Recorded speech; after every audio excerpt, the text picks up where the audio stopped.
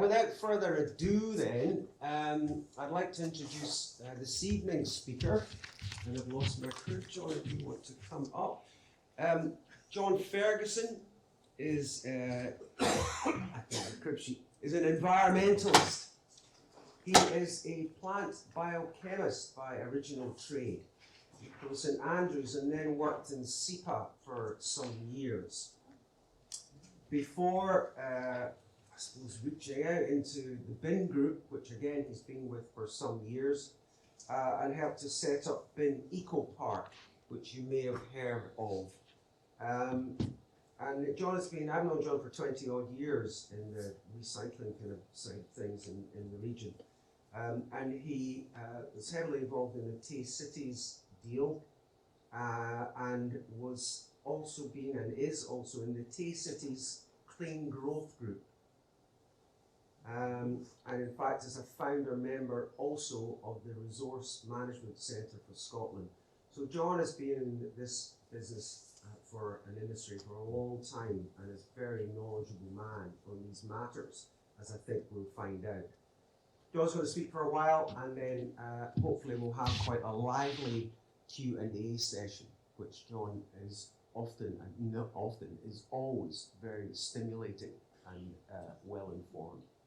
Good evening and thank you. So my introduction said I was an environmentalist, and I have been an environmentalist. I moved, I never actually worked as a plant biochemist, but I used plant science and some other science degrees as a foundation to start to work as an environmentalist. And it was about 1990 that I started to get this moment of epiphany about what I wanted to do as a career. And I could see some of the writing on the wall at that point in time. So I've been at this for 35 years now, and you can imagine, we're of a certain age. I'm certainly past retirement age. I don't see retirement looming anytime soon. That you've done a lot of presentations in that time. I've lost count. So when somebody says, would you like to come and speak at such, and you're very quick to say, yeah, of course I'll come and do that. I'd be lovely to do that. And then you stop and you go and look at the people you're going to be speaking at. You think, oh my God, look at the people that come and speak to these people. And you go, what am I doing here? So I'm humbled to be here tonight. But I hope that at the end of the presentation, we can have a useful Q&A and conversation about some of the challenging issues that we'll be talking about tonight. So I was asked originally to speak about plastics, which is something I know a little bit about. There's people in the audience tonight who know more than I do. And also I wanted to speak about the eco park and the whole kind of idea of how do we make this transition towards the kinds of economy that we need to address challenges of climate change, for example, to make our societies more resilient in resource use and food preparation and food resilience. So I want to talk about plastic, and then the second thing is transitioning to a regenerative economy, priorities, technologies, and system pathways. Because I'm fundamentally an industrial ecologist. At SEPA, I started working with SEPA in 1996 when we established SEPA. I was one of the first group of new recruits at that time. It was about 650. And I remember speaking to one of the senior directors and saying, SEPA's not going to even begin to work till you get past 1,000. And when I left, it was about 1,200. It's probably shrunk back a little bit. But it was a seminal moment in our attention to environmental protection that we had an agency that had responsibility for looking after water, air, soils, and resource management. I was head of the National Waste Strategy team for Scotland for a number of years. I also had the low carbon and clean technology teams working under me. So I evolved into an industrial ecologist. An industrial ecologist is fundamentally about trying to integrate the industrial systems we need to make them synergistic with, empathetic to, and capable of working with nature and with society. So it's got a strong ecological context to industry and a strong societal community context as well. And we'll see that as we go through the presentation. So if for any reason my voice drops or you're not hearing, just shout out and I'll raise my voice again. If I wander about, I'll try and keep speaking directly. I'm going to go through a little bit about the problem of the plastics. Microplastics, some system solutions in managing waste plastics, because we're working in something in Tayside. I want to leave it you at the end of the day with a sense that you live in Tayside, and Tayside is advanced in some of its thinking. If we can get our ideas here and then out to the world, we'll start to make a difference. We've got some really leading thinking capabilities here.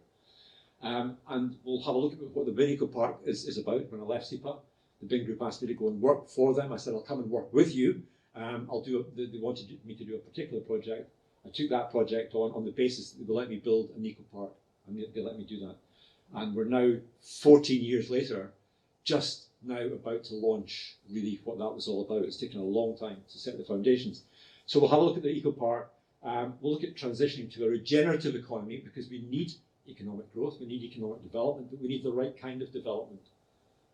We could probably do a bit less of the Liz Truss growth, or the Donald Trump drill economy, and more of the understanding what is a regenerative, sustainable economy, beyond just a bunch of words on a page, which is quite frustrating. And then we'll talk about the Tay City's Clean Growth Group, because this Tay City deal is a £350 million package of Scottish and UK government investments, and a significant proportion of those are related to the green economy.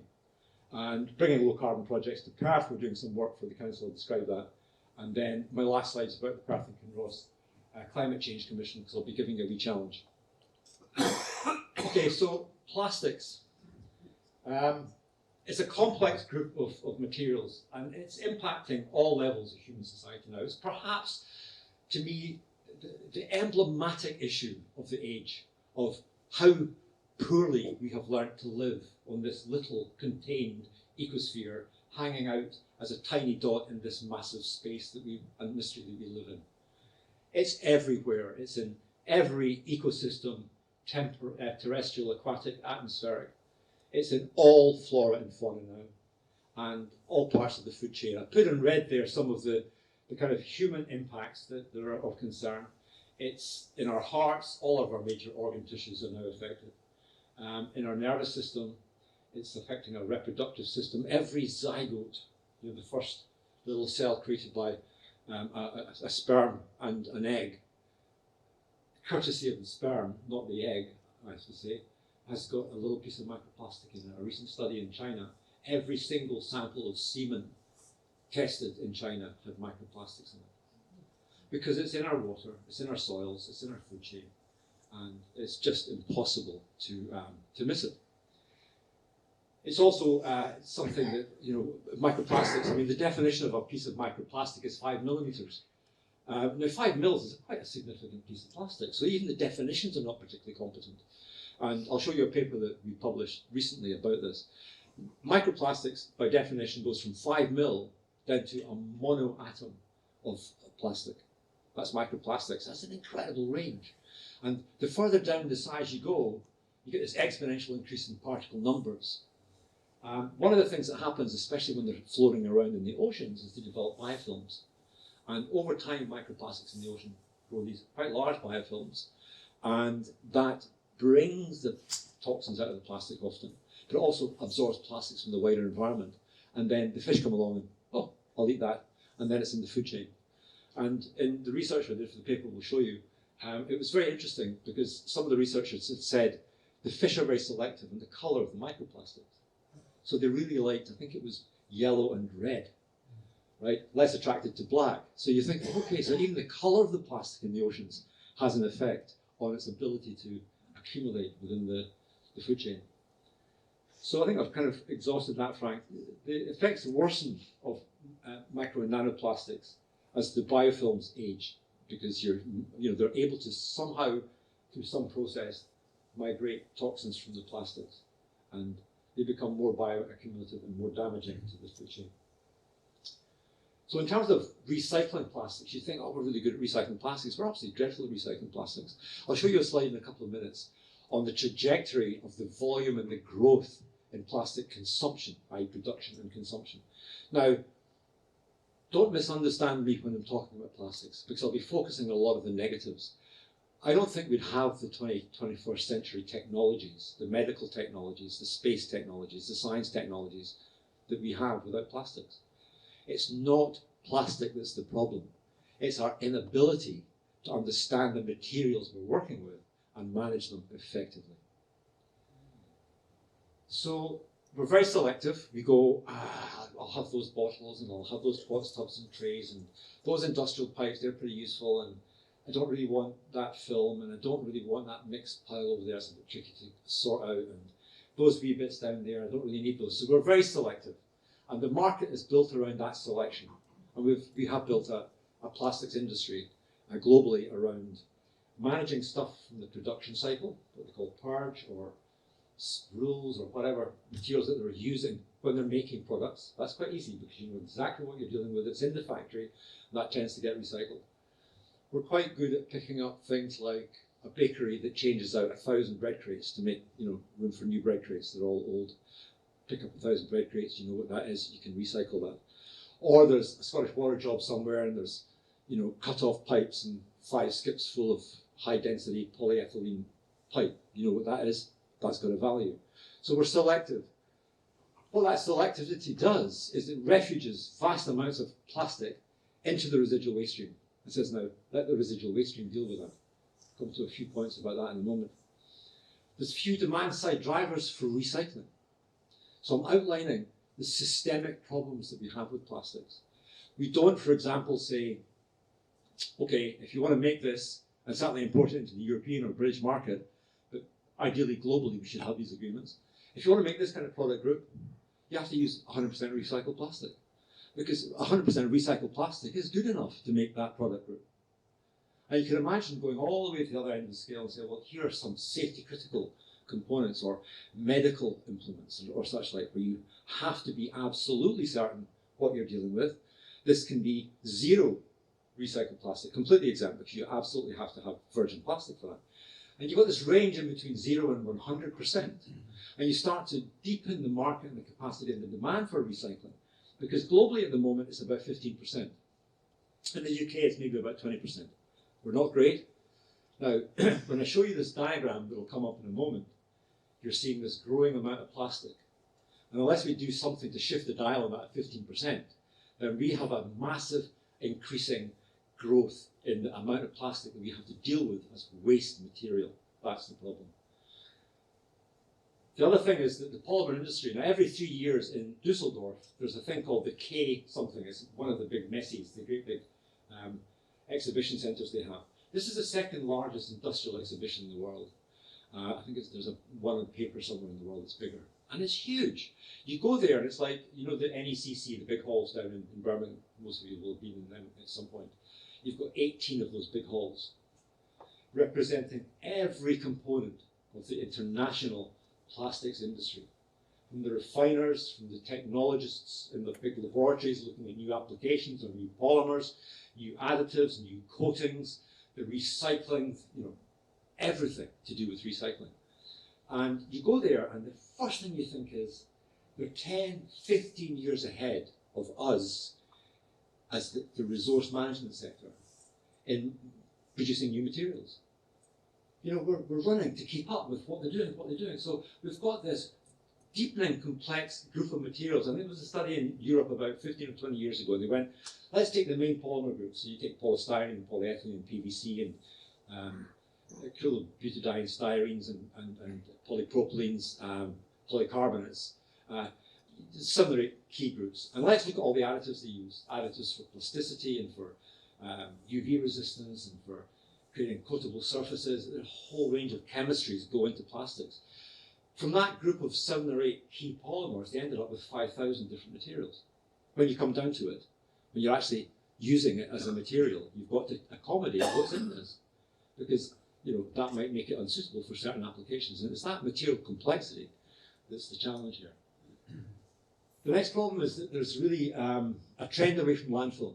Now that trend away from landfill is being driven by a number of factors. The most significant being the deeper analytics. We now understand that the biggest single impact in terms of climate for waste management is when we landfill waste, because it produces a lot of methane.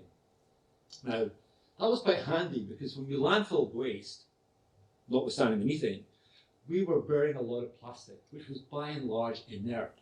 So it was in a safe place. We got rid of a lot of plastic. It was just hidden in there. And people say, oh, we can dig that up in the future. I think, yeah, but you don't really want to be digging up these landfills because there's all sorts of other nasty chemistry in there and you're just opening this big wound. And I'll be describing a new system about how we approach that problem. But that environmental methane-based impact of landfill has basically started to close down landfills. because of the complexity of residual waste, it's a complex mix of all sorts of materials. And it's the waste that society produces. You and I produce it. Businesses produce it. And it's got a whole range of materials in it, some of which should be recycled, but we're not all perfect, and some of us are lazy, and some of us don't care, and some materials can't be recycled. So we've got to deal with this residual waste, or it just piles up in the streets. And the waste industry started in the late 1800s as a sector to manage waste because it was seen as a disease risk. The penny dropped eventually that if we keep filling the streets with human waste of any kind, we're going to have more and more pandemics and outbreaks of disease. So that was the first theme about waste management, is you must protect human health. And then it grew up into, then you've got to protect the environment, because we can't have waste dumped in fields and polluting waterways and so on. And then along came the third theme not very long after that, is there's loads of really valuable resources here. We have to create these circular economies and keep these resources in economic utility. So those are the three themes that the waste industry is remitted to do. It's an industry around which there's a lot of snobbishness. If you work for the waste industry, well, your jobs will be down there. Some of the cleverest people I know work in the waste industry. It's full of PhDs, it's full of material scientists, it's full of very clever engineers, managing the complexity of human materials going through society in a way that protects yours and my health, protects our environment, and conserves resources. So it's important that the systems we have are robust. And incineration is a robust system, but it's not a perfect system, because it does produce carbon dioxide. And as we make the transition to incineration, and this was an area of particular policy interest of mine in SEPA, we've got to consider that, okay, we're moving away from landfill because it produces more carbon dioxide and methane actually, than climate impacting gases than landfill does. But we've just taken a material that's inert in climate terms out of landfill and put them in incinerators. So we've changed the non-biogenic proportion of emissions in incinerators by going, we're not landfilling plastics, we're burning them now. So we've done, in total carbon terms, we've reduced carbon, but we've increased the non-biogenic carbon, which is not the smartest thing to do. So the system we'll describe to you is trying to address that issue. And I'll just end with this little other problem is, as we have to recycle more plastics, as we do recycle more plastics, it's the perfect machine for making microplastics. So if you go into a plastics recycling factory, the first thing you'll see is plastic being shredded. This comminution is called, breaking down into smaller pieces. And you'll shred it, and then in the smaller bits that are shredded, you'll then granulate that down, and that will go down to maybe a big bread crate or a big piece of pipe or a milk bottle or whatever it is. It'll end up at something maybe 10, 12, 13, 14 mils inside a pellet, not a pellet, actually a piece of flake or a granule. That process produces oodles of microplastics. Now, if you're washing plastics, a lot of plastics are contaminated. If you want to use them for food waste, you have to wash them. You're washing all that microplastic into the water system in the factory. And then you're putting them through shakers and you're going, oh, here's the microplastics coming out of here. Well, everything maybe up to 100 micron or 200 micron or whatever, you might capture that. Everything in that's gone. Gone off to the water system, to the water treatment plant, but it's not got a dog's shite to be managed. So we started to work on, we need to recycle more, but we can't let that system become more of an impact on the water system, putting more microplastics into the ocean. So we'll discuss that in a moment. Okay, this was a report by the OECD in 2022. It's a really, really good global update, actually. And you'll see a figure round about here, which is 2019, 460 million tonnes. That is the production level of virgin plastic in 2019. Now, I think we're probably still round about that because of the drag of COVID on economic development. We're probably still round about there. But the frightening bit was their projection for what was going to happen by 2060. That's only 35 years away. We're up to 1.23 million, or billion tonnes. 1,231 thousand, million. So 1.23 billion. That's almost a factor of 3 increase. That's a frightening trajectory in the use, when we're failing for a whole range of technical reasons to recycle much of that. So we're going to be disposing of more and more and more plastics. Now, this is quite interesting because this is where the major growth comes. And you look where a lot of the major growth is coming, and you're thinking, well, what's the state of competency in terms of frameworks and systems, policies and legislation to manage this in a lot of these countries? They don't have it. So we're asking them to deal with a complex material without mature waste management systems, and this is a recipe for disaster. So we have to think about how we change the global plastics management system. It's complete system change, and we've come up with a way that will contribute to that. And that's the metrics. This is the scale of the problem. It's quite interesting to see that. Okay, so I'm an industrial ecologist. I leave SEPA. The first thing I did when I was leaving SEPA, they gave me a sabbatical, and I went on a Winston Churchill Fellowship to America, Japan, and China because I wanted to just kind of refocus what I was doing, and I was very interested in what are the policy frameworks that create this kind of strategic transitional change, that bring in the next generation of technologies that we need, right, to make energy with less carbon impacts, to use resources better, etc., and so on. And I started to look at fundamental problems, and it was obvious to me, as far back as probably 2012, that plastics was a real problem. So I started to think about plastics a bit more. On that first slide, where I was putting the title, you saw the Binn Eco Park. You saw a company there called EcoIdeem. EcoIdeem was Eco Ideas with an M for 1,000. Far too smart for its own good as a name, because most people haven't got a clue what it means. But I started an environmental ideas company. That's when I left SEPA. That's what I wanted to do. And then there was another little company down here called Pi Polymer. Pi being the universal constant of the circle, never quite closing, but always trying to close. So the circular economy is always trying to close the cycle and never quite doing it, but it's the aspiration of trying that's important. So we set up Pi Polymer to start to contain our environmental thinking about this. So the problem we saw was 80% of plastics globally are treated in mixed residual waste systems. It's probably 85%. Mixed residual waste systems leading to massive wastage and deferred risks. Landfill, i.e. in landfill, they're inert, but over time they'll probably break down and they'll become microplastics, and it's a wet system, so sooner or later it'll get out into the water and it'll be another route for microplastics. Or high non-biogenic CO2, that's fossil carbon, impacts from incineration. Or they become litter everywhere. So that whole system of managing residual plastics is not working. The solution was to treat all post-consumer plastic waste as the complex group of materials they actually are by moving plastic out of mixed waste into integrated residual plastic treatment systems with added value, valorization, options, and safe material conservation storage.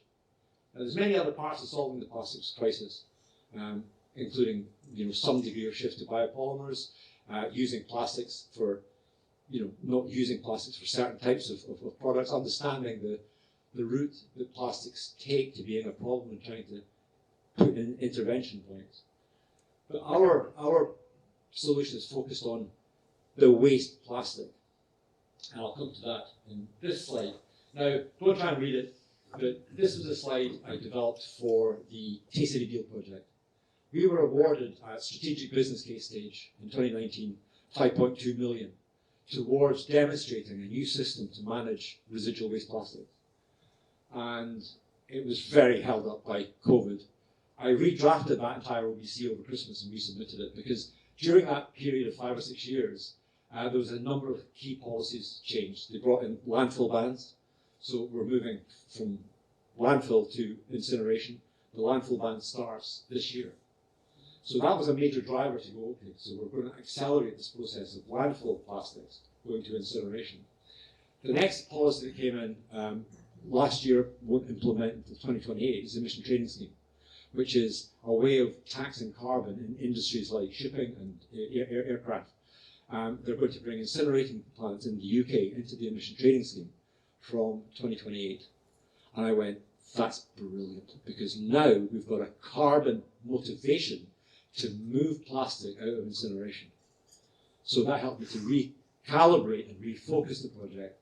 That was submitted back to the Tay-City Deal team about 2 weeks ago.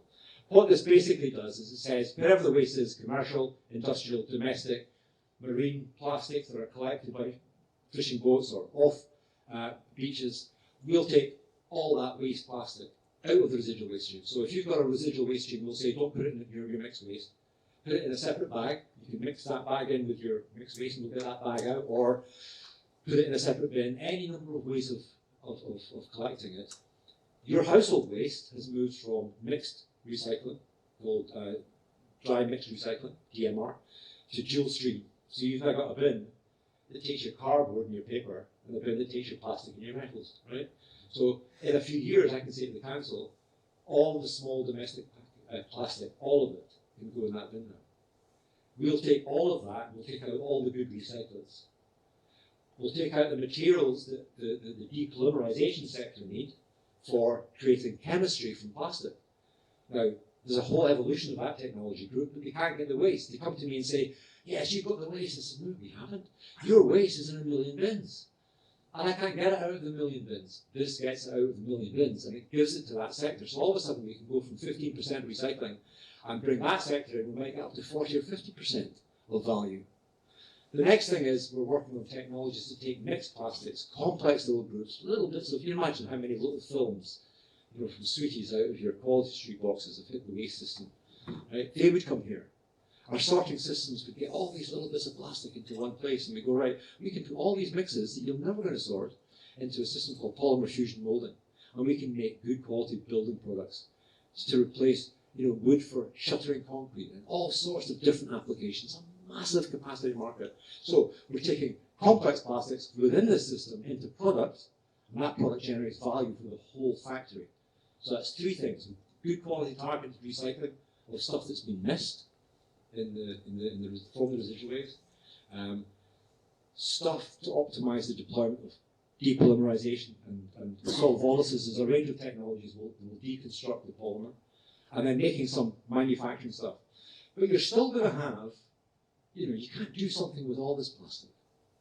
You're still going to have two problems. The first problem is the incinerators are being built or have been built. Now that's a technical system. If you took all the plastic out of that tomorrow and said, we're taking all the plastic outside your incinerator because you're going to be taxed and you don't want to be taxed, and we've got a system that will take it out, they'd shut down. Because the net calorific value of that fuel would drop so far, it's outside the design envelope, what we call the firing diagram of an incinerator. Complex bunch of thermodynamics going on there. So you've got to mass balance model how much plastic they need as a minimum amount to operate within that firing diagram. And you can give them the crappiest plastic, the stuff that really is going to be difficult to do anything with. And that gives them what they need without losing the better quality embedded resource that you've got within the plastic. That's one of the problems that we're dealing with. We can't make the system perfect. Now, 25 years ago, I was arguing with SEPA and the Scottish Government for a different approach to incineration in Scotland. Had we implemented that, we wouldn't have this problem. They didn't listen, and we've now got big corporates building big incinerators that do need to be fed. And they've been designed around a particular calorific value and waste composition. So we can only apply this system to an extent. In other countries where they haven't done this, we could take almost all the plastic out and then use that as a way of banking carbon and not emitting it. That's a clever thing to do. Now, I said there's another problem there. I think I've completely forgotten what I was going to say there. I'm at that age, so you'll have to forgive me. So this system basically allows us to bring in all the residual waste. It gives us different valorizations. I know we have the problem with. So you can't do something with everything. You need a safety valve, and that safety valve is, okay, I brought in 15,000 tons of plastic this month, I've got 4,000 tons over there, I can't do anything with it. I can't put it into polymer fusion molding, I can't give it to chemical depolymerization, and there's no good plastic left in it that I want to recycle. I need to be able to put it somewhere safe. Now, we used to put it in landfill and go, we're happy, it's going to be in landfill, it might be there for 500 years, but we're happy with that. I said, okay, well, let's redesign that. And we've designed a concept called land banking, which is just plastic. Now, if you just put plastic on its own, you can, first of all, keep it from other wastes. You can stop it getting wet and washing out and polluting water that goes out through the water treatment plants. You can inventory it, and you go, okay, that row's all film, and this row's mixed, but we know it's got a lot of polystyrene and whatever in it. So you can geolocate it, inventory it, and put it in cells that in 25 years' time, somebody might come along and say, I've got this really clever depolymerization technology, and it doesn't matter what you put in it, it'll sort the chemistry out. And we can say, Well, that cell over there has got 50,000 tonnes of plastics. Lift the lid and there it is. It's dry, it's clean, and meanwhile it's as safe as it would be in landfill. Only you've conserved it, so you've disposed of it and conserved it at the same time. So it's just a slightly different way of thinking. Okay, I want to move on from talking about that because it's a pet project of mine and I can dwell too long. That was in a nutshell. Shall I read that to you? Do you mind? Okay, it's a bit boring, but well, it's a nutshell, it's quite long, but it's come out of an 82-page document. So and you give this to civil servants, you want to give it to them because they're busy people, and you go, in a nutshell, this is what it does. And they get an understanding straight away, and they can read the rest of the report, and they've got some idea. So basically, it does what I just told you, so I'll move on.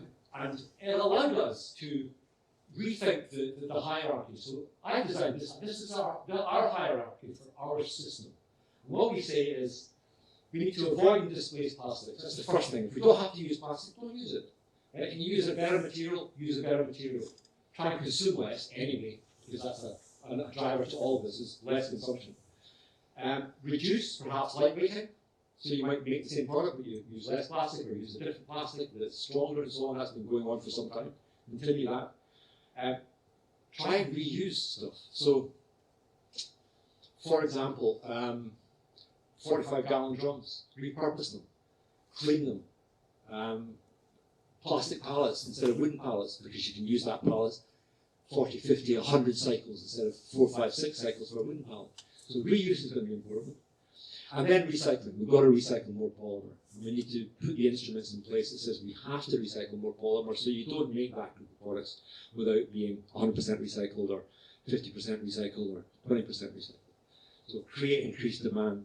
Then depolymerize is the next best thing to do, is put it back into the useful economy as waxes, as oils and so on.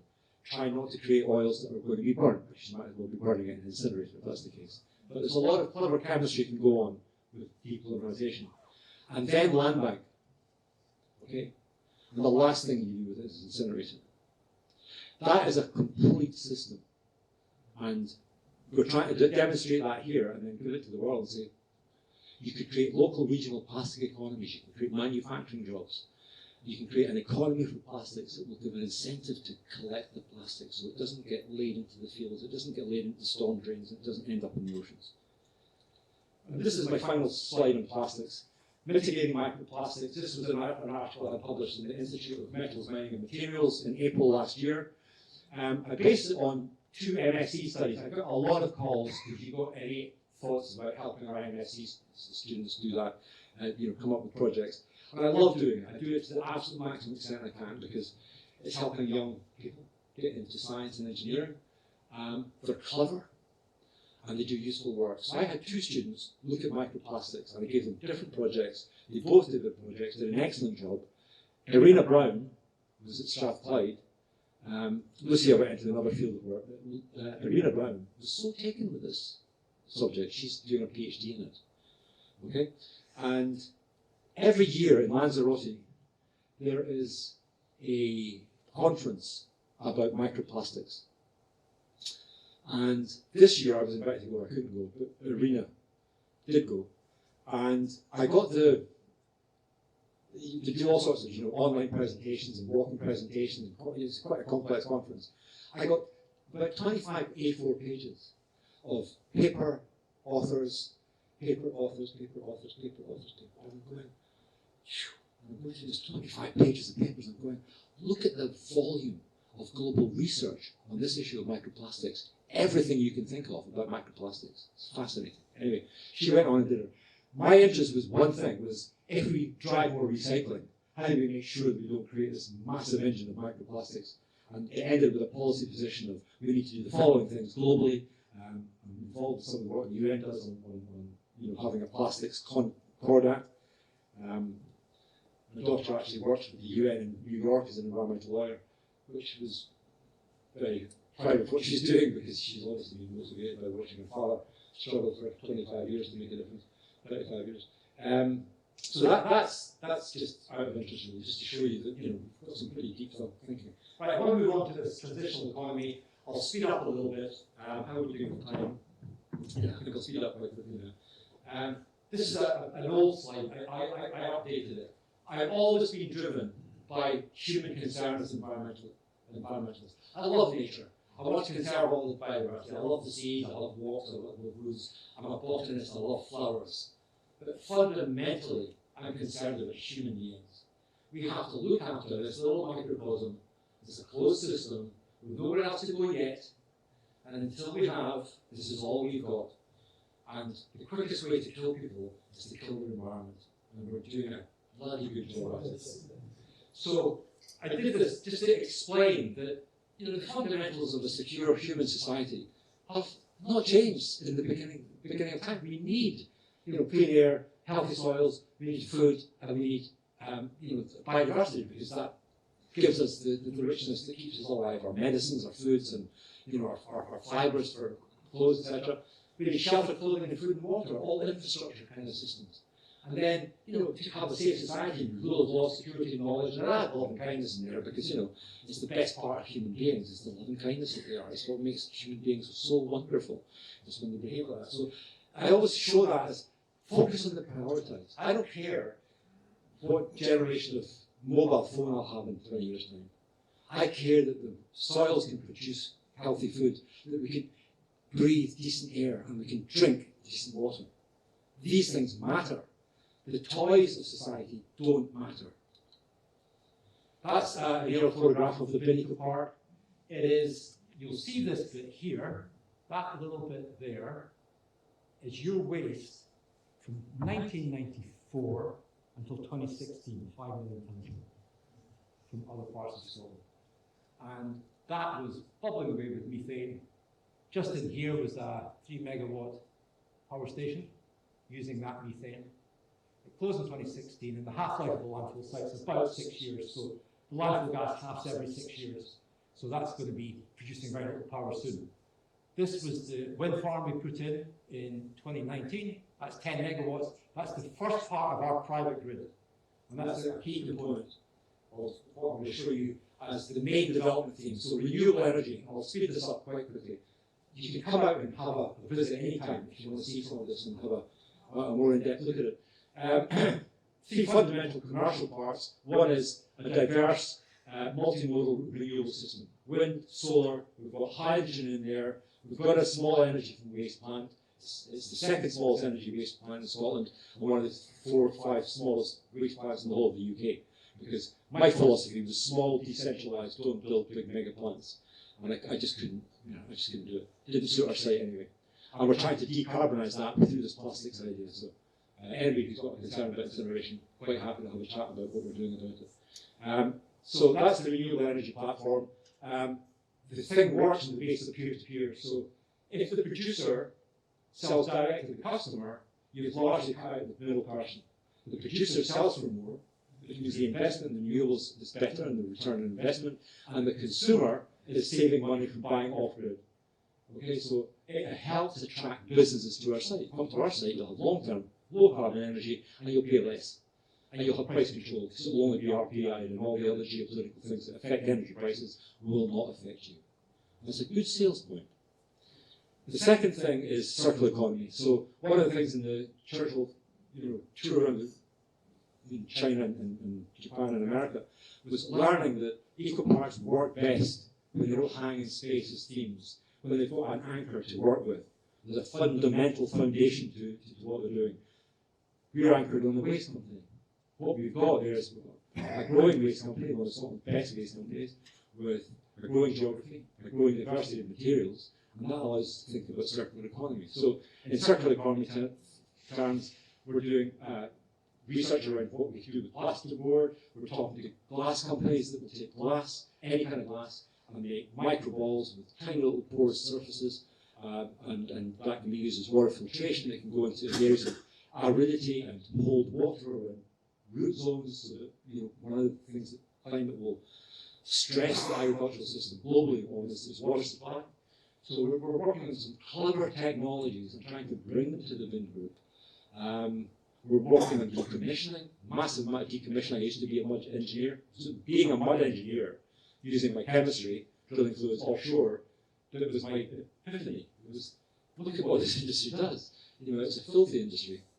But, we wouldn't be where we are without hydrocarbons, and we still need hydrocarbons, so let's not give it too hard a time. But it's not a clean industry, and it convinced me to do something about it.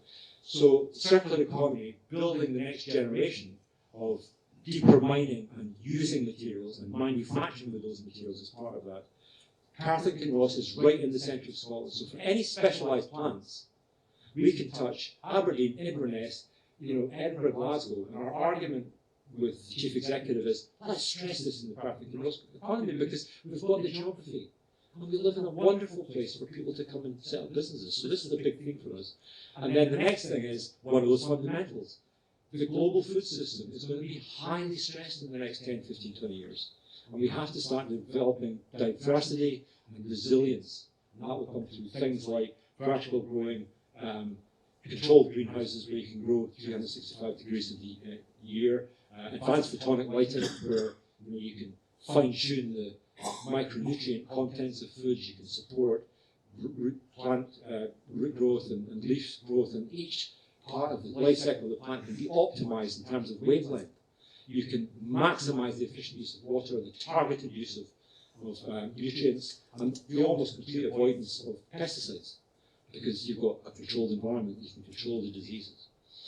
That's going to be a massive area, and we're talking about the next generation of animal proteins using soldier flies. And I had a meeting today, so 2 years of work, and we're just about to get towards a planning application on Scotland's first fly farm to make animal proteins to replace foodstuffs mainly in animals at the moment, because the human food chain is not quite ready for eating insects, but it'll happen. Okay, so final thing is, those are the commercial themes.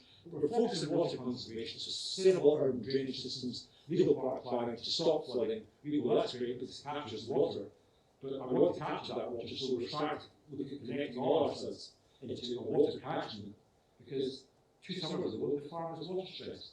It's a farm, it grows crops, and it's struggling with water in August. I'm thinking, right, got 140 million litres of water hitting our roofs, just our roofs. So we capture the water off the roofs, we capture the water on the subsystems. That's a lot of water. It's not drinkable, but you can do a lot with it nonetheless. And then biodiversity, every planning application, this area is a low biodiversity insistent thing. And everybody goes, that's good, look, easy to get planning. And that's a tragedy. We should be a rich place of biodiversity. And training and education. The growth potential in the sector is massive, but we're running out of skilled people. We need to have educators, further and higher education facilities, training the next generation of young professionals. And we have just found a route to funding the building of a training and education centre, which will allow educators to bring groups of students to our site and learn about biodiversity, learn about water conservation, learn about how turbines work, learn about biogas and anaerobic digestion and wood recycling and all sorts of things to enrich their experience in education in practical terms. So it's quite a lot of vision. That's what the master plan looks like under the 2019 Scottish Planning Act, or Planning Act Scotland. There was a power called Master Plan Consent Areas. Now, a master plan consent area was by and large what for housing. So a local authority would say that area, that definitely given that area permission for housing, because we have to speed up the supply of housing. But we've looked at it and gone, well, that should be applicable to landfill. Under the development plan, we were designated as a waste site, and I tried to change that. Over 3 cycles of the development plan failed, which is ridiculous. With the master plan consenting, we've got a new mechanism, and we've been right in. We'll be one of the first applicants, probably one of the first, certainly the first in Perth in Scotland to get a master plan consent. And what that does is it says, we've changed the boundary, this is the development boundary, and we've changed the approved purposes. We're going to be doing advanced controlled environment agriculture. We're going to be doing more circular economy businesses. We're going to diversify our renewables and any other clean technologies that come along. And we're going to have an education centre. And we're going to do biodiversity. It says all these things. So that's where we're at. That'll be taking place throughout this year, and then we'll have an area master plan for this as part of driving a new economy in Perthshire. I will dwell on this to say Scottish Government very, very good in setting legislative policy frameworks, things like circular economy. The new circular economy bill gives It's what they call an enabling act. It's got lots of ability to create new powers, and then it might be a few years, and then we use that power, we'll create this new thing. So they can kind of map out what they need to do. Really good at policy, really good at targets. And I say this having spent half my career in the private and the public sector. I loved working in the public sector. It was a privilege. They're awful at operationalising policy. You know, really awful. So we've got to get better at going, if that's our objectives, we need to get the systems built and the systems changed. But well done so far. Okay, the work we're doing for the council, we've come up with this concept of a landing strip to create a development framework of connected enabling organisations and knowledge resources committed to supporting the rapid delivery of low carbon and clean technology systems as an environmental imperative while supporting the development of a new regenerative, transitional, local and regional economy. That's what we're trying to do, because I've spent my entire life in organisational systems. Why does everything take so long? We make everything so complex. Let's learn the art of simplification. And the fundamental idea here is we should have Scottish Enterprise, Scottish Development International, SEPA, the local authority, local businesses, the planning departments, all ready to fly in and get around the project. So we go out and say, what projects can come here?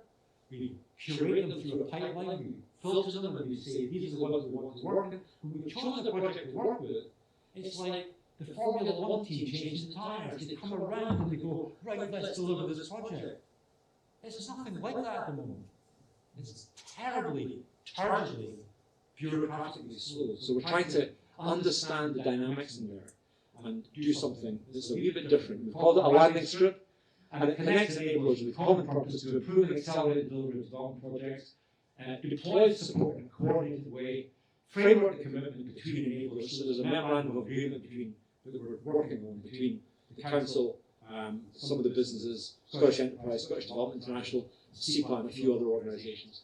Agree, okay, we'll work on this, we'll try and pilot this and see how it goes. It'll signpost organisations and other bits of help they need. It'll facilitate planning, feedstocks, sites, permits, partners, knowledge. It'll help resource the project. We'll develop a funding ecosystem alongside this, which will be funders that want to invest in these areas of investment, and they'll say, show us the projects. And they might go, yeah, we'll have that project. And then it will land and deliver the project. That's the objective. Quicker and faster. And I love this because it's teamwork is the ability to work together towards a common vision. The ability to direct individual accomplishments towards organisation objectives. It is the fuel that allows common people to attain common results. basically working in partnership. It's always the means by which we achieve great things. So very wise man, very wise quote. And there's the nutshell, in a nutshell, operationalise your policies, get on and get it done on the ground, stop talking about it. I'll move on. This was a lot of the ideas. So there's an annex in that memorandum of agreement that gives examples of the kinds of projects we want to land in this landing strip that will go out to international market. And we might go out and say, we actually in Scotland, we need this kind of facility, and this. We might go out and look for those and say, would you like to come and develop a facility here? Others will just go, we're looking for a place to go. That looks like a really proactive place. Let's go and have a chat with them. So we'll have this proactive, reactive process going on. I won't bore you with that. This is one part of the whole new economy is remanufacturing. So Renewable Parts Limited, and this is a good example because they spoke at a recent conference and I facilitated this session with them. They take decommissioned wind turbines and they look inside that great big box and they go, there's all sorts of bits of equipment. And they take them out and they look at them and they go, this fails because of this reason. So they're able to feed back the failure points and what could be done in terms of design to improve the longevity. They're able to refurbish and put back into their manufacturing. So future turbines will have elements of recycled components in it. It's called remanufacturing. And a good example was a company doing this with automatic gearboxes. They were using Toyota gearboxes. Toyota got the gearbox back and went, they just replaced that part, which was the failure part of the gearbox. So it's better than it was in its original form.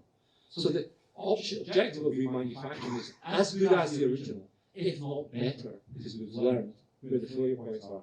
If you think of the millions and millions of different components in all of the stuff we make, and apply that principle, you've got an entirely different kind of economy. Interesting, very full of potential. Some pictures here, we're getting towards the end of this presentation. This is what it looks like in terms of controlled environment agriculture.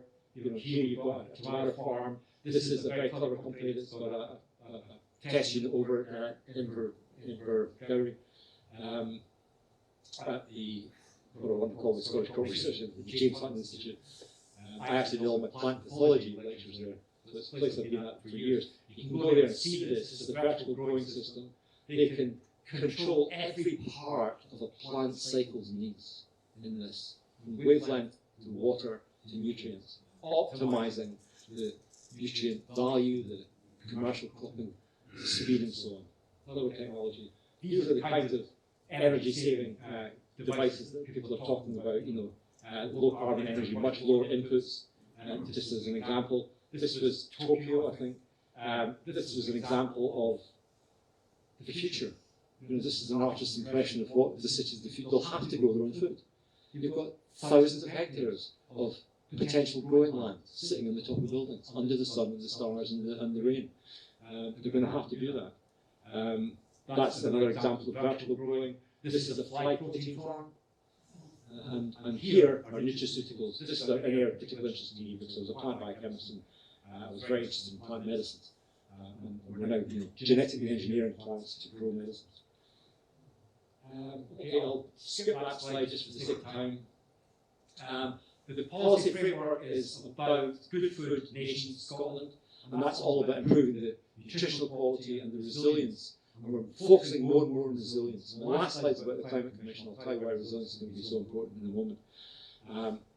And it's about, for food, it's about regionalisation, offer scale and speed. So create a regional food plan, because that's a lot of people. In the Tayside region, there's close to 800,000 people. Okay, so you can do a lot of commercial connections between growers and retailers to get the food to people with shorter food supply chains. And that's going to be one of the things we have to focus on to make sure that we've got adequate food in the future. And we need another landing strip for this, for just those kinds of projects. Move on to that. Okay, this is advanced suds. It's just all sorts of different ways of gathering water, curating water, managing it in the future. But that's just the sud system. But if you put 5, 10, 15, 20 suds ponds like that together, and then drain them to a central reservoir, you've got a real conservation of water issue. This is the centre. What my thinking at the moment is these will be refurbished shipping containers. There's companies that take these, they'll line them, insulate them, put the windows, the doors in, they'll put the electrical cable systems in, they'll buy a 40-foot shipping container refurbished as an office for 30 grand. That's a great repurposing, remanufacturing idea. It's in the ethos of the company, and it will save me a fortune building a new facility. In here, we'll have little touchdown offices for micro startup companies. We'll have seminar space for small private meetings and skills classes. We'll have little laboratory spaces so PhDs and MSc students can come and plug and play and get on with their experiments on the site. And in the middle, we'll have an atrium that might take 50, 60, 70, 100 people, for bigger seminars and so on. And we're making an application by the end of January to try and fund this from the Landfill Communities Fund, which is obviously dwindling because landfill is closing. This is hugely important to me, but it's not commercial. This doesn't make money. This is a charity. But it's the kind of things we've got to try and think about. But, companies like the Binn Group have got 160 employees to pay. So they've got to focus on the money. So finding the time, the space, and the means to do this. Okay, biodiversity, I think we've said enough about that. But we want to do examples of all the different components of biodiversity, and then let students who are studying biodiversity come to the site, use the centre, and go, today we're going to talk about water habitats or enhanced habitats or wetlands, wildlife corridors, whatever they need. We'll have a demonstration that can go out and have a better educational experience and see it in practice. So develop, demonstrate, teach is a part of our culture. And then community will have a community benefit scheme, because you have to work with your local community. We're all there as industries to benefit society. And we should do that very directly with our local communities. All industries should be working on the basis of proximate support for their communities. Last two slides. This is the Tay-City deal. Clean Energy Group, we are unique in the city deals in Scotland in bringing all our projects together under one umbrella to try and create synergies and amplify, you know, the benefits of people working together. I won't dwell on that, but that's important. It's got, you know, clean energy, sustainable mobility, green agri-tech, circular economy, and data and digital solutions are all parts of the kind of the green, clean technology group there, and all working and thinking at a regional level. And my final slide is, I'm a member of the Perthshire and Ross Climate Change Commission. It's not Perthshire and Ross Council Climate, it's the Perthshire and Ross Climate Change Commission. You won't have heard much about it. It's been up and running for a couple of years, but it's been maybe a bit in the doldrums, not sure what it's doing. It's getting clearer now. New website, new name. And I wanted to put this up because this is the driver for a lot of what we're doing. And we'll be putting out a new call soon for commissioners. So, you know, I'm in awe of the kinds of experience that will be sitting in the audience today. If any of you are minded and concerned about this, try and look out for this advert when it comes out. Or if you're interested, let Claire know or Rob know, and they'll let me know, and I'll let them know, and that, and become a commissioner, because we have a major job to do here. My concern about this is, you know, we're trying to persuade everybody to be good citizens and, you know, get behind this. It's a losing battle. The internet is just full of, it's a hoax, it's Project Reset, it's, you know the world we're in, folks, you know the world we're in. My view is, policymakers, operational action policy, get the transport systems fixed, get a resilient food system, get the renewables in a way that is fair and just for people, and you're not pricing them out in the market. Do the right things, deal with the carbon, and let's build a new economy around doing that.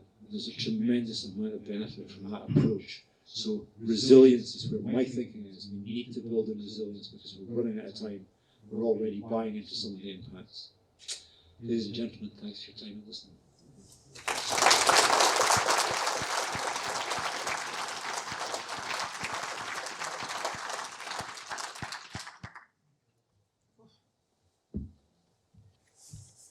Let's go and have a lie down, John. Just do this, the lights back up.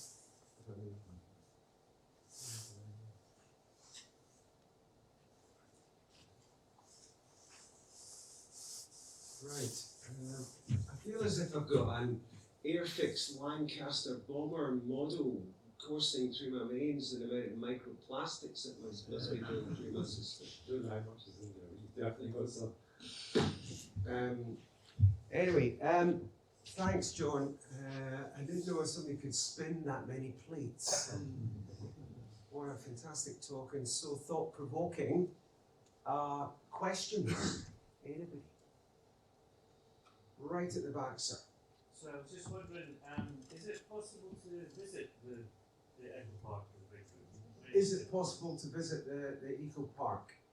Yeah, absolutely. And we almost never say no. I mean, we'll get to a point where that might become something we have to do and try and bring different groups together at the same time so it's more efficient. Because it's quite a big land area and it's not a safe space to walk about because you've got heavy vehicles and we just can't take the risk of people walking, so we have to put them in vehicles. And if you take 5 pickups, that's a maximum of about 16 people. You know, so you can see the problem. And we don't have a massive meeting room. So, you know, we're reasonably limited to the size, but we always try and say yes. So the answer is absolutely. Do we contact, is it organised or is it? If you come back through your curators here, through Claire and through Robert or Tom, and yeah, just ask. So. Okay, John. We love talking to scientists and older professional experienced people because they've always got an interesting insight and something to offer.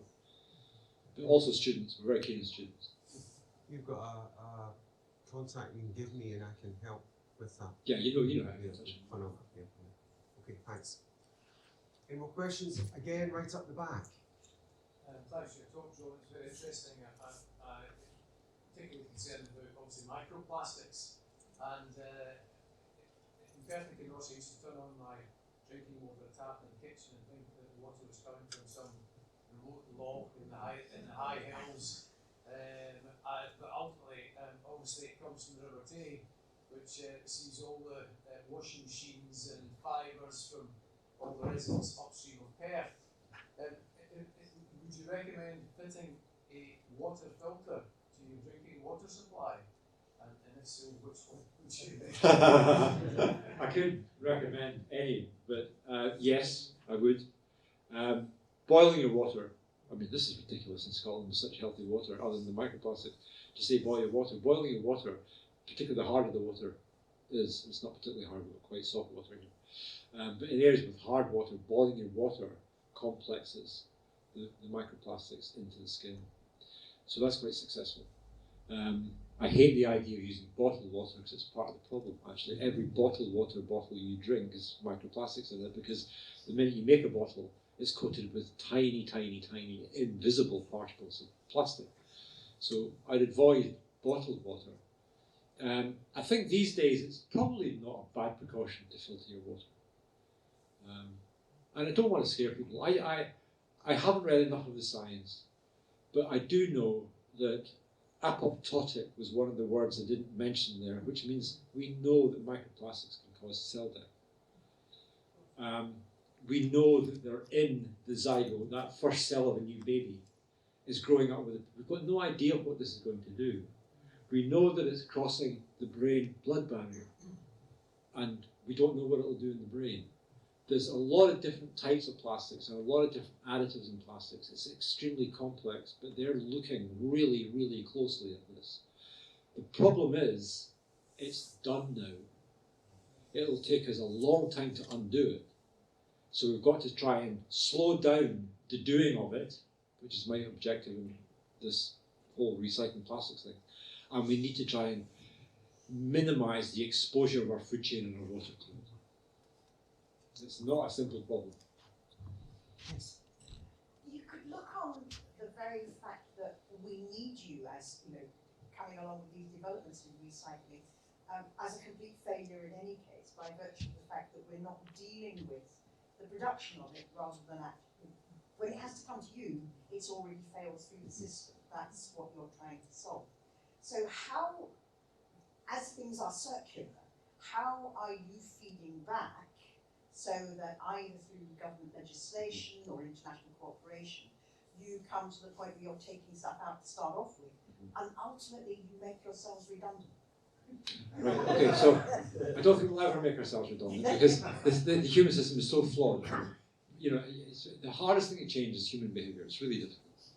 And if you sit and are fascinated, I'm a complete anorak because it's so interesting to look at waste because you're seeing the detritus in the application of materials, and the materials themselves are increasingly complex. It's a really interesting area of science. We talk about a circular economy. A circular economy is a planned economy. It means when you put your product out there, it's got a route back.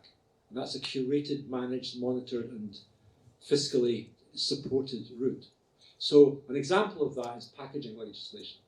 It says you, the manufacturer of that plastic, you, the maker of the bottle using that plastic, you, the person who put the lemonade in the bottle, and you, the person who sold the lemonade in the plastic bottle that was made from you're all obligated. You all have to pay a little bit for that bottle to come back into the system. And that puts money into the system. And then, because it's a closed loop, it's food packaging that can go back into food packaging. It's not come out of a mix of stuff that you've got no idea. So that's a planned circular economy. Just getting a piece of material out and using it for some random recycling is not circular. It's random circularity, if you like. Okay, so terminology is one of the issues. We've just done another MSc student with a Glasgow geography student this year. Her mother lives up in Aberfeldy. She's a Nigerian Scottish girl, Cliverlands. And one of the challenges I gave her was assimilate all the definitions of circular economy and try and make sense out of them. And let's get to a universal description of circular economy because we use the words and we've got no idea what we're talking about. David, I'll come to you. Did you have your hand up? And then I'll speak to you. Still on the theme of microplastics and this special problem, that a very small amount of plastic can make an enormous number of very small particles. And the smaller the particles are, the more you can make. Is it not also true that the smaller the particles are, the greater their potential to do harm? I'm thinking that asbestos is the classic case, that what makes it so nasty is that it's a pointy fibre right down to molecular scale, because its fibrous structure is actually built into its chemistry. So you end up with fibres too small to filter and small enough to enter the nucleus of a living cell and scramble it completely, which is why it's carcinogenic. Is there anything special about plastic that makes it inclined to get into smaller and smaller particles that penetrate farther and farther? Or is this a general problem with any kind of material, that any non-natural material, as it goes through the system, it's going to break up into ever smaller particles, which are going to do unpredictable things? No, I think that's a particularity of the material. Because it's either biogenic, it's a particularity of the material. Plastic is particularly well suited to doing that. And it's got such a diversity of material types. So you could have one tiny piece of microplastic in a membrane, because that's one of the problems, that they get embedded in membranes and interfere with the membrane transport in the cell. Or they get into the nucleus, we don't know what they do there. So one type could sit there and it's not going to do any harm, because that's just the way it is. It doesn't have the chemistry to do. And then you get another cell over here with the same size of microparticle, but a different plastic, causing cancer. And we don't know this yet. Or maybe some scientists do. I don't know this yet, for sure. So it is a particularity of plastic. A lot of the other materials are biogenic materials. They're wood, they're paper, cardboard, and so on. Or they're metals. Or they're minerals. So they're already in the environment. Right? We've brought this new material to the world called plastic. And we've brought new materials out by mining, but they're always there. And one of the things I didn't talk about was the fascination of using aggregate rock, basalt, from quarrying rock dust. Some of you will have heard about this. We were doing, the chief executive of the James Hutton Institute, a guy called Professor Colin Clark. I was placing research with him in 2001, 2, 3 to say, can you find out what's going on with basalt in soils? Because we knew it was doing something. We had a suspicion it was locking in carbon. He kept coming and said, I don't get any results, it's not doing anything. I said, it is doing something, I can see it empirically. 15 years later, the University of Sheffield published a paper, carbonation of magnesium and zinc from basalt, tiny little bits of dust, massive surface area, accelerated rock weathering, 600 kilos of carbon dioxide locked into the soil as carbonates per ton of rock dust. And I'm thinking, we've got billions of tons of this, it's a waste material. Every mine that mines lithium, talking to an Australian company about this, and they said, oh, I've got lots of lithium. I said, if you've got lithium, you've got basalt. Oh, yes, it's a problem. I said, it's not a problem, it's a great opportunity. They're off now looking at putting this all over Australia. So it's fascinating material science. So that was a segue away from plastics, but yeah, it is a problem of the material. Plastics is a problem material because we don't manage it properly. Sorry. It's interesting, isn't it? Back to your patients, yes. I just wanted to share actually, John, because you were talking about higher and further education. Well, in March this year, the Circular Economy curriculum was launched, and the 12 pathways for sustainability were launched for 5 to 18-year-olds. And young people are talking about closing the loop, life cycles of products, are talking about understanding the stewardship of our materials. And we've just launched with the Chartered Institute of Waste Management the Resource Regenerative Centre competition, and it's actually designing young people from 5 to 12 from all the 4 nations of the UK are entering this competition to design eco parks. So it's really, really exciting. And I was, Blow me down, because you know what, the community of eco parks in the UK is tiny. yeah, so the young children are talking, the teachers have got the facilities to launch this with the young children to talk about the innovations in technologies. They use vocabulary like mass balance, they use closed loop, they understand those processes, and that is happening. It's happening now. And today, just today, I was talking with Learning for Sustainability Scotland, and they are pushing it out to schools and Where was it developed? here. In Perth? Yeah. UHI? No, here. I'll talk to you afterwards, but it is very, very Please exciting. do. Please do. I am excited by that. I'm quite emotional, actually. Yeah, that reminds me, John, the 12 points of sustainability they're integrated into SQA's system now, and they're trying to promote that. Yeah, so it's the, and it's we've also been working with SQA on it's the Natural History Agency, the Sustainables Academy are part of that group now. So. We will meet and talk further about that. Thank you for bringing that to my There is attention. hope, John. Well done. There is That's hope. brilliant. Can I make a one-word comment? One. Minecraft. Right. Brilliant. Oh, Right. we love Minecraft. Yes. Right up the back. I just wondered how far is it law in Scotland, or how far are we away from the planned sustainable recycling? Let's say, how far away are we from in Scotland? Away from what? From the planned, life cycle, looking at the life cycle of products, taking the burden away from the government and putting it a bit more on the manufacturers and the people that are using plastic. So you'll have heard about ESG, environmental sustainability. So can I just say, just shifting the onus from government back to business is what you're asking. Yeah. So the Ellen MacArthur Foundation. Ellen MacArthur was a yachtswoman and a remarkable woman as a sailor. But she came back and she was an ardent, passionate environmentalist, and she set up the Ellen MacArthur Foundation primarily around marine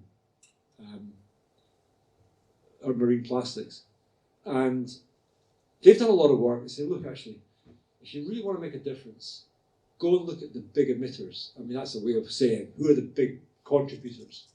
And if you look at just, say, packaging, there's maybe 12 global companies that control 85% of the global packaging flows. Deal with them first. And that's a really good policy. Now, and that's worked to a significant extent. Things like the Courtauld Commitment in the UK, where they all committed to do certain things and change practices. You then got ESG, I think it's environmental sustainability and government's policies. And this is one of the things that, the kind of far right, as opposed to natural conservatives, really like to go for. This is all these woke companies looking after the planet because the planet doesn't need looked after. That's the framework where they're committing to making change. And one of the things is understanding their carbon footprint and what they can do. And they call it scope 1, scope 2, and scope 3. So your scope 1 things are the things you directly control. The scope 2 things are things that your energy producers that you use can control. And your scope 3 is your supply chain. That's very, very inaccurate, but that's roughly it. So they have a lot of influence on their supply chain. They have a lot of influence on the procurement of services, scope 2. So they can modulate a lot of carbon impact through these mechanisms. So yes, the answer is that is happening. How well it's happening, I'm not expert enough to tell you. John, I'll just get a wee question as to don't care. I'm more China and India and the graph that you showed us are going to increase that by what, 25% by 2060. And anyway, we can just send it all off to China. Yeah, I mean, it's an interesting argument. You get it in climate a lot. What's the point of doing this? Because we're a tiny wee country, and China's a great big country. It's a bit like saying, I only abuse one child a year, but these guys will abuse 100 children. What's the point of me changing my behaviour? I don't buy that argument. Also, the country that's making the fastest technology transition in the world is China. It is. It's bringing to the world solutions to a lot of these issues. Watch China for cold fusion. France is at it, Britain's at it, America's at it, China's really going for this. So, they are building a lot of coal-fired power stations, but they're also building more wind farms and more solar farms and producing more of the solar technology for the rest of the world to use than anybody else. So, I know you were playing devil's advocate with that. The next time somebody tells you that, just knock them. Yeah. I don't mean that physically. Just knock the argument down gently. Yeah. It doesn't stand up. Yeah, thanks. Yes. You've talked about visible plastics, really, but looking around this room, 2/3 of the plastics in here are really in the form of textiles. The carpets, the seats, the curtains, the clothes that we're all wearing are mostly made of or with plastics. And Yes. you haven't actually talked about recycling or... No, I haven't, and it's a challenge. You could have 5 3-hour lectures about this stuff and different things. I could talk about textiles. The fundamental problem with microplastics and textiles, to focus on that one specifically, is the washing machine. And there are companies now designing microplastic filtration systems for washing machines. But I don't know how you get away from. Would you like to say something? Maybe introduce where you've come from in terms of your history on polyester, and just take that question off my back, because you will answer 1,000 times better. I've got friends like John. My background is in petrochemicals, particularly in raw materials for polyesters. I think I mentioned in one of the other meetings that recycling a PET bottle is just a piece of cake. It's one of the easiest things to recycle.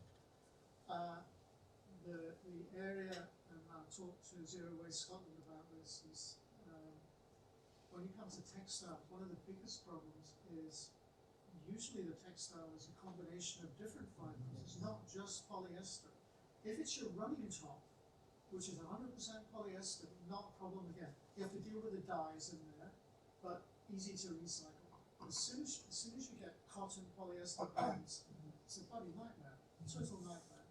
I mean, I was going to make the same comment as you. Just looking around the room, I see somebody wearing a hearing aid. That's some plastic.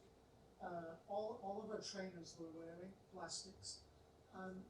Everything, clothing, all this fleece is made from wood, and on we go. The point, actually, I want to raise my hand about was, there was no big news about this, but over the last 3 months, John mentioned the major companies, food companies, Unilever, Pepsi-Cola, and Coca-Cola have all decided they cannot meet their 2030 recycling targets. Then they're saying this so quietly, it's like a little byline somewhere you'll find it. But they said in their sustainability reports that they'd make greater than 30% recycled content by 2030. Not going to happen. They said we can't do it. And the reason we can't do it is because what John said is we're bloody rubbish at recycling, and we don't have the infrastructure to deal with it. It's as simple as that. Those companies would like to do it. If you can't get it, you can't get it. Yeah, it's a really good point. And my point was, building on from that, and then this is why it's so important that our young people from 5 to 18 are getting the message across. Because when I was selling this idea to certain people, I was talking about cycling helmets. Nobody wore a cycling helmet in the 1970s, and there were obviously lots and lots of accidents. And then Blue Peter took the course for cycling helmets, and it has become, you're a persona non grata if you're not wearing your cycling helmet, because young people have such a voice, and if they understand that stewardship of our earth, they understand the stewardship of our resources, and lithium, you mentioned lithium, this is being mined all over the world, and it's a critical resource. And what we need is I love the eco-park idea so much, because you've got everything on your doorstep, and we shouldn't be shipping polyesters and plastics across the world. We should be dealing with them here, because we're always going to have to deal with machinery, and the green jobs that the materials and the green jobs that can come from that are just enormous. It's the next. Yeah. It's a massive. I mean, I have another presentation about the scale of that sector globally. It's trillions. Trillions of dollars is the potential growth capability. To come back to your textiles question, the solution to these mixed polymers is developing as sequential solutions to each component. So you'll find enzymatic technologies that can deal with polyester. Through polyester, it's a polyester cotton mix. There'll be a solvation or an enzyme that can take out the cotton. You turn that back as a monomer, so you recover the resource, but you sequentially, and that's what they're working on now, is these kinds of pass-through systems. But there's a hell of a volume. I mean, clothing should not be a fast-moving consumer good, but it is. So it's the volumes we're dealing with in a consumer society. 85%. So if you look at polyesters in the world, 85% is textiles. We always talk about bottles, but the real problem is textiles. I didn't know it was as high as that. That's really interesting. 85%. Yes. Yeah, just before I go. Yeah, sorry. Hi. I was going to say, I worked last year in the economic development team, and this year I just joined the waste team at Perthshire Cross Council, so this was all. So you're working with Annie Nettleton. Yes. Yeah. So this has been great food for thought. I was just thinking, when you've been presenting all your ideas, you've been speaking with so much focus, but also lots of drive and belief in it. And how do you keep, from having worked in this industry for so long, how do you still feel so much hope about what you're talking about? The very honest answer to that question, I have to give you totally. I'm a Christian, and I believe in human love. I believe in the beauty of creation. I believe in the goodness of the human heart, and I won't believe that we can't do something about it. And I live with hope. Life is to try and do good. Whether you're a Christian or not, it doesn't matter. That's a good motive to have, is to try and do good. I get up every day and thank God I'm alive today. I think, let's go and do good today. And that's enough for me. But it can be depressing, because why should we have to look after something so precious? As if people don't understand what they're playing with. But we've created a world. It's not the vast majority of human beings that have gone, I'm going to be a bad person and wreck the planet and consume this. We've created this kind of marketplace because people make a lot of money at it. And if you look what's happening at the distribution of wealth on this planet, it's being distributed incredibly unequally, increasingly. And what's driving this moment of lobotomized populism is wealth inequality. Look at the basis of what's driving it is wealth inequality, and that's a justice issue. Thanks for that question. I'll say my degree's in religious studies as well. So Sorry? My degree's in religious studies. Is it? I love the question. I'll give you that £10 later. Yes. It was following back in the comment about the drinks industries, withdrawing from their commitment around recycling. And again, it's harking back to the importance of engaging young people. But John, what would you say to a young person that saw potentially a bottle recycling scheme taking to a pretty advanced scale politically to implement, when most of us in this room would probably think that's a great idea, but then failing to be actually established?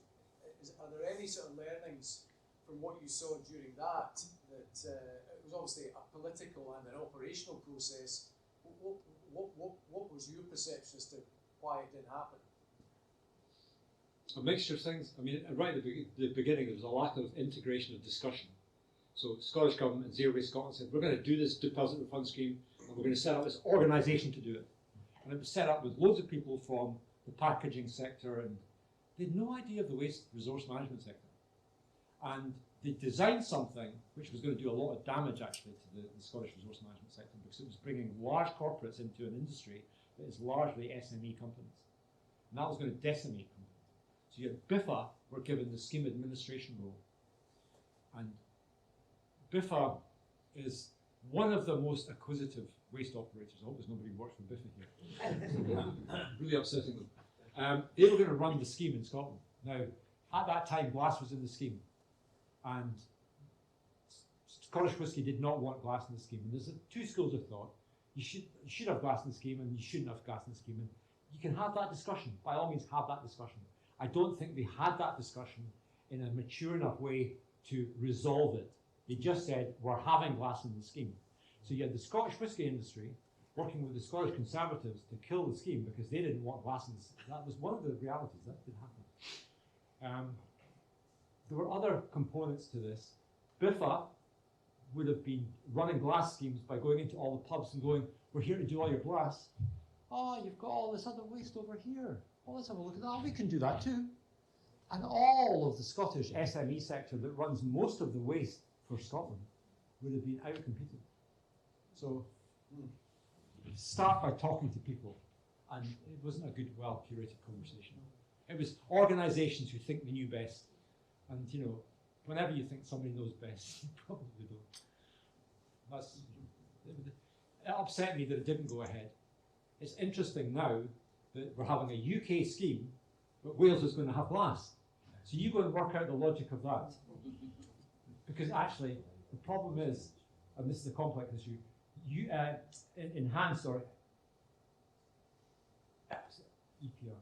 enhanced producer responsibility, which is the next wave of producers being responsible for packaging, is coming in. You can have a material under EPR, which charges the producers of that packaging under EPR and under a deposit return scheme, if it's different across the 4 countries, because EPR treats all those 4 countries the same, and you have different types of deposit return schemes. You can't have that, because you'll then get materials moving across borders, and you'll get, you know, dodgy dealings, and it'll be a mess. You've got to have consistency. So much as I like Scotland ploughing its own furrow and doing its own thing, sometimes you've got to go, let's do this together. Wales and Scotland should have ganged up on DEFRA and said, speed it up, guys, you're going too slowly, and accelerated their input, and then done one UK scheme. What's your time last? I'll just go to Gordon first. In some ways, are you swinging against the tide of planned obsolescence? I mean, frankly, you were talking about getting things repaired and so forth, but quite often you're faced with take something like a printer. Buying a new printer for your computer is far cheaper than actually trying to get somebody to repair it. The whole economy seems to be based on disposing things. And I mean, I don't know, are we on iPhone 15 or 16? They don't do that much different from what the original iPhone. You won't change all these systems. One every year. Yeah, you're absolutely correct. So there's a lot of fast-moving consumer goods, and a phone isn't fast-moving consumer. It's a massive area of consumer consumption. You're not going to change all that. You're just not going to change it. But where you can change it, and where there's value in changing it, you need to change it. And there's value in taking an armature out of, you know, a wind turbine and refurbishing it and giving it back, because the core components will work for 1,000 years. You just need to fix a little bit of that, and then you don't have to make it again. And it's cheaper for the person to buy that than it is to buy a new one, because it's got a lot of embedded energy and a lot of raw material that's valuable. So it's horses for courses. But it's a good point. Our consumer society is based around planned obsolescence and always wanting the latest new stuff, which is just a con job, really. Many years ago, a friend of mine worked in the battery industry, and what he was trying to do was develop a lead-acid battery which lasted 24 months and then failed, because that was when the guarantee ended, and that was his job. And there's departments and a lot of manufacturers doing exactly that, and they know exactly when it will fail. That's why they've got these test beds. That's the bit that fails, so you can produce your production line, because that'll fail and it'll be replaced. It's sad but true. Cynical. Yes, Claire. Just thinking, if there's a number of people who are interested in visiting the eco park, do you want us to try and coordinate folk, John? Yes, please do. And if it takes a couple of visits, that's fine. I think the simplest thing might be if you go to the PSNS website and just find the contact us email and just, you know, pop your details in there, and we'll try and get an idea numbers then and arrange something with John. Okay? Commission for that. Okay, that's clear. My last question, perhaps. Yes. Could you speak out? It's just a practical question. Are we currently recycling hard plastic in Perth and Penrose? Yes. Because they don't take it in the local recycling centre. Hard plastics like swing seats No, or toys you don't take and that. that kind of stuff. So your hard plastics are the small domestic packaging plastics. They'll take those in your dual recycling scheme to the curbside. This system will open up those household recycling centres for all that plastic. We'll be saying all that plastic, go there, bring it to us, and then we'll put it through that system. There was Just one wondered quick question. Oh yes, quick question, yes. Where the eco park is. Oh. Where's the Eco Park? If you go towards, drive towards Abernethy, and don't turn left to Aberardy and Abernethy and Newborough, just go straight through to Glenfarg. It's halfway to Glenfarg. Nestled in the hills. Lovely place in the summer and miserable in a rainy day. Good. Thank you very much, ladies and gentlemen. Thank you for your time and your patience. And thank you. I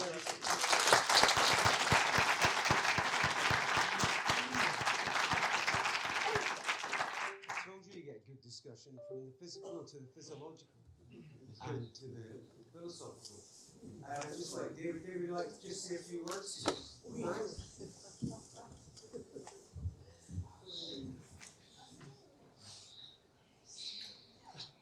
When I was in high school, we were taught the basics of hydrocarbons by sticking polystyrene balls together with wooden toothpicks. That was high tech back in those days. We were still using slide rules.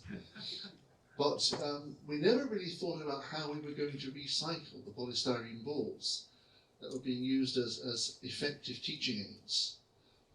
And those of us who have, as it were, grown up with the proliferation of different kinds of plastics and the way that plastics took over the world, have perhaps gradually been wondering what happens next. What is life, if not life after plastic, life that relates to plastic in a different sort of way.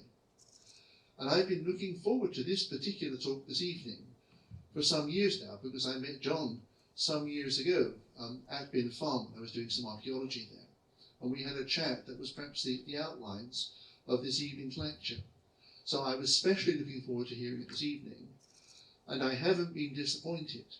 I think he's taken all our thinking forward in how we live with plastics and what we do with them. Life, not so much life after plastics, but the life of plastics after us and what we do with it. And not just our thoughts, but our actions and how we organise things. I think he's done exactly what we like to have at this society. Planted ideas that we can use and develop and come back to him with. So I'd like us all to thank him for doing exactly what we asked at our Curious Minds series. Thanks very much.